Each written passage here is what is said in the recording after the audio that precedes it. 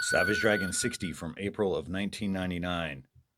Pretty cool cover here, except for the error, if you see it. It's in the title. So we have dropped the from the Savage Dragon title, as you can see here in the previous issue.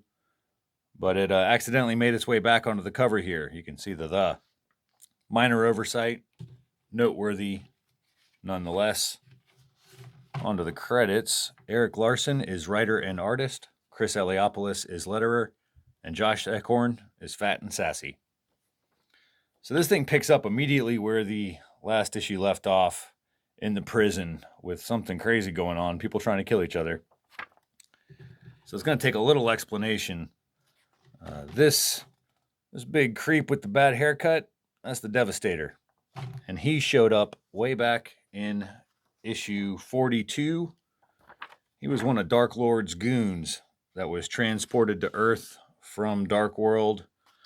Smasher and the SOS kicked his ass, sent him to some kind of super prison, I guess.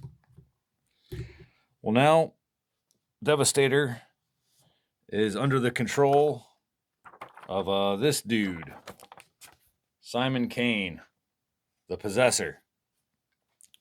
So Simon Kane was introduced back in issue 55 here, and he was a creation of Johnny Redbeard. He sends people, he has the power to send people into a bloodthirsty rage when he possesses them. He's the Possessor. So anyway, back in issue 55, Dragon smashed his head with a rock, sending him into a coma, and they sent him to the same prison as the Devastator. But now Kane is awake enough to physically take control of this crazy monster and break out of the prison. So then later, She-Dragon explains all this to the dragon, and he's like, I don't give a shit. If he shows up, I'll kick his ass. So there's that. So Jennifer and the dragon, they're dating, and they have joined the SOS at their new Chicago division. Jennifer has dropped off Angel at preschool, and Dragon is being sent to Washington, D.C. to look at potential recruits for the SOS tryouts.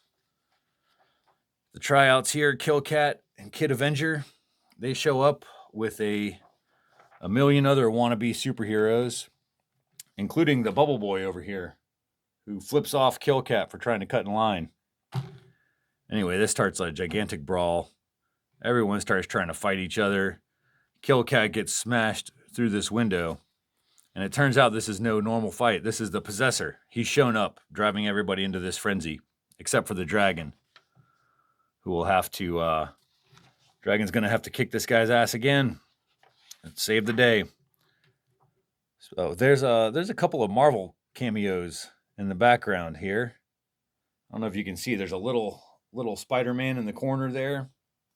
And I think Thor showed up. Yeah, there's Thor in the background there. So this is no typical brawl. This is another example of Larsen mining his old work and recycling it for the modern Savage Dragon series. This fight between these two characters is a direct pull from Graphic Fantasy 2. Like this splash page here, you can compare it to the splash page from Graphic Fantasy 2, with Dragon planting his hand on that guy's head. And then this entire page, the layouts are identical to this page from Graphic Fantasy 2. Pretty fun stuff. Also, I think looks like there's another Marvel cameo. Ben Grimm, the Thing. You can kind of see his legs up there. Let's see. Here's a pinup by Andy Smith. He's the artist of the Deadly Duo miniseries.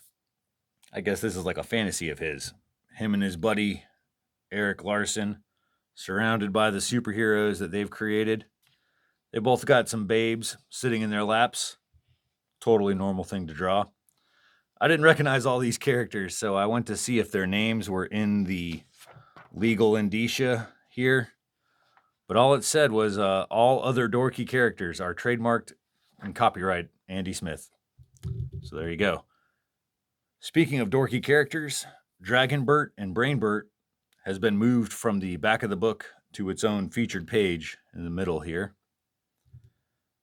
But back to the fight, and another page that is pulled directly from Graphic Fantasy number 2. You can see the comparison here. He said it changed out a couple of characters, but the layouts are pretty much the same. I think that stuff's pretty fun, and he'll be doing more of that later. Another note is that Larson is using these caption boxes to show Dragon's inner monologue. And between that and the actual dialogue between the Possessor and Dragon, kind of elevates this thing beyond your typical slugfest. There's a lot of humor going on with the Dragon, and you can also follow his logic as the fight escalates.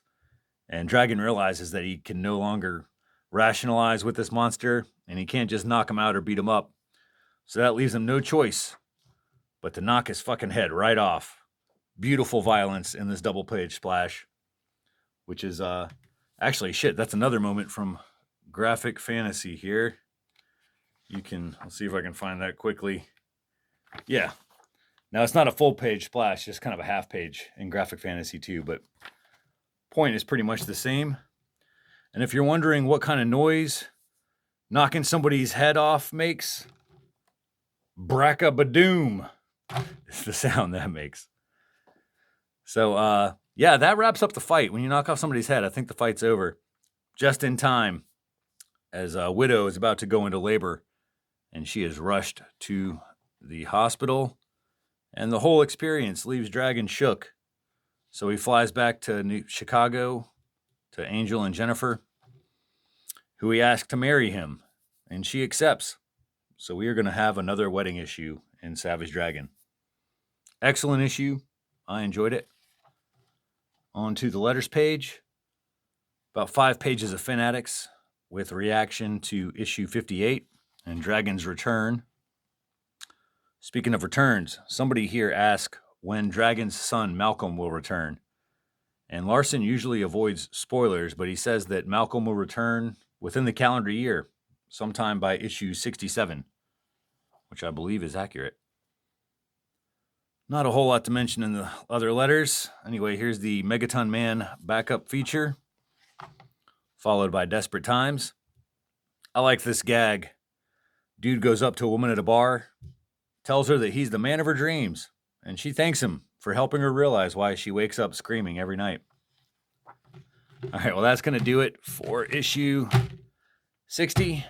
Next up is issue 61.